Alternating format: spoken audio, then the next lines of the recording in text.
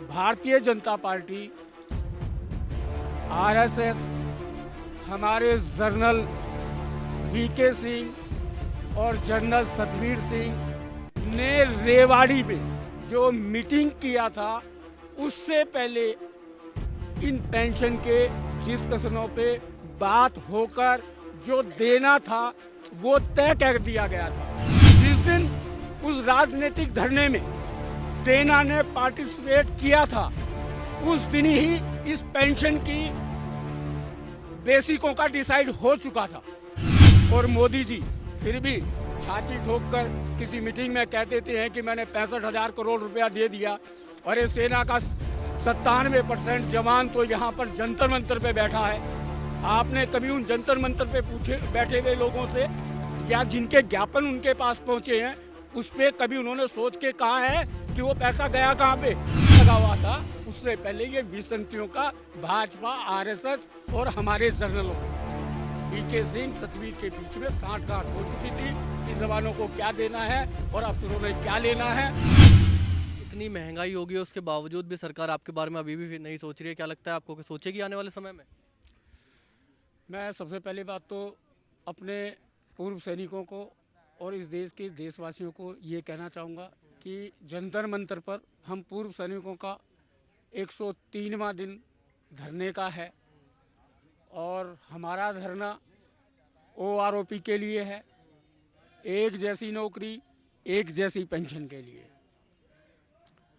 और अभी जो आप सवाल कर रहे हैं, अभी 30 तारीख को अजमेर के अंदर मोदी जी ने कहा कि मैंने 65,000 करोड़ रुपया पूर्व सैनिकों को दे दिया। 97% पूर्व सैनिक तो यहाँ पर धरने पे बैठे हैं। किन सैनिकों को दे दिया?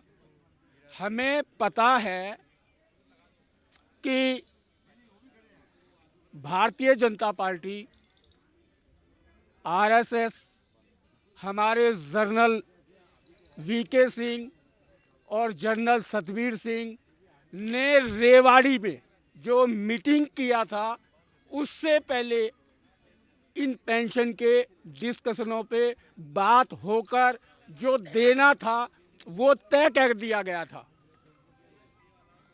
जिस वजह से इस तरीके की विसंगतियां हुई। हम लोग कहते हैं कि अफसर हमारे साथ नहीं आते, क्योंकि जिस दिन उस राजनीतिक धरने में सेना ने पार्टिसिपेट किया था, उस दिन ही इस पेंशन की बेसिकों का डिसाइड हो चुका था। और ये एक षड्यंत्र के तहत दिया गया है। और मोदी जी फिर भी छाती ठोककर किसी मीटिंग में कह देते हैं कि मैंने 65,000 करोड़ रुपया दे दिया।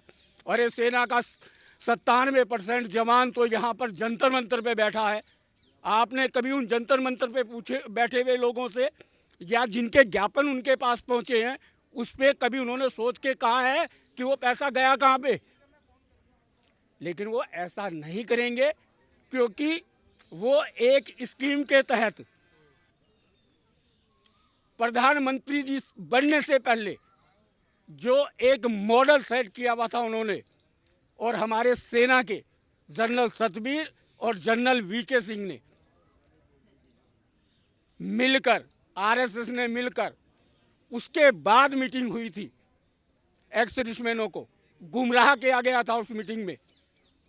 इस वजह से इस धरने के साथ अफसर भी नहीं है। हर अफसर गलत नहीं है, लेकिन वो अफसर भी इसी वजह से कहने की हिम्मत नहीं कर रहा है।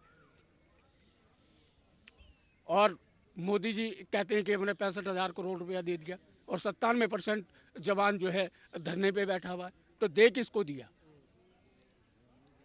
ये एक षड्यंत्र के तहत विसंगतियां की गई हैं।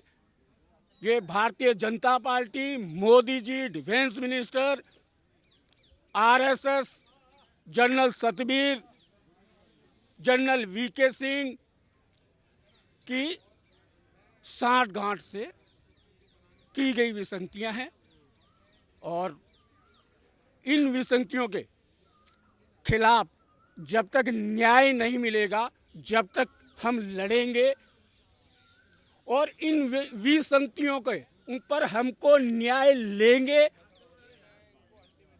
और न्याय लेने से ही इस देश का प्रजातंत्र सुरक्षित होगा, क्योंकि सेना को भारतीय जनता पार्टी ने, आरएसएस ने और जो जनरल सतबीर सिंह ने धरना स्टार्ट किया था, उस दिन से राजनीतिक स्टंट था।